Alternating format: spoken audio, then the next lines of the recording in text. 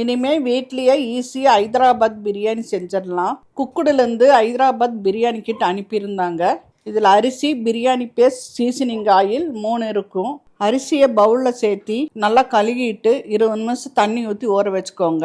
இப்போ கடாயில் 2 லிட்டர் தண்ணி ஊற்றிக்கலாம். 1 டீஸ்பூன் உப்பு சேர்த்து நல்லா தண்ணி கொதிச்சதும் வடித்து வச்சிருக்கிற அரிசியை சேர்த்துக்கலாம். இது 5 நிமிஷம் வேக வச்சுட்டு 75% வெந்ததும் அரிசியை வடிச்சுக்கலாம். கடாயில் பிரியாணி பேஸ்ட் சேர்த்து 2 நிமிஷம் நல்லா வணக்கிக்கோங்க.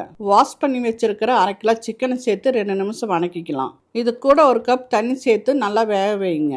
இந்த மாதிரி கிரேவி திக்கானதும் வடித்து வச்ச சாதத்தை மேலே சேர்த்திக்கலாம். சமமாக பரத்தி விட்டுட்டு அரிசி வேக வச்ச தண்ணி கொஞ்சம் சேர்த்துக்கலாம். மேலே ஃப்ரை பண்ண ஆனியன், முந்திரி சேர்த்துக்கலாம். பொடியாக நறுக்கின மல்லித்தலை, கொஞ்சம் புதினா சேர்த்துக்கலாம். மூடி போட்டு லோ ஃப்ளேமில் 15 நிமிஷம் தம் போட்டுக்கோங்க.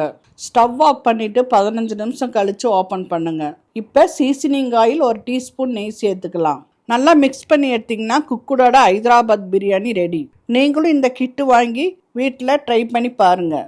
ஸ்க்ரீனில் தெரிகிற இந்த கூப்பன் கோடு வச்சு ஆஃபர் கிளைம் பண்ணிக்கோங்க.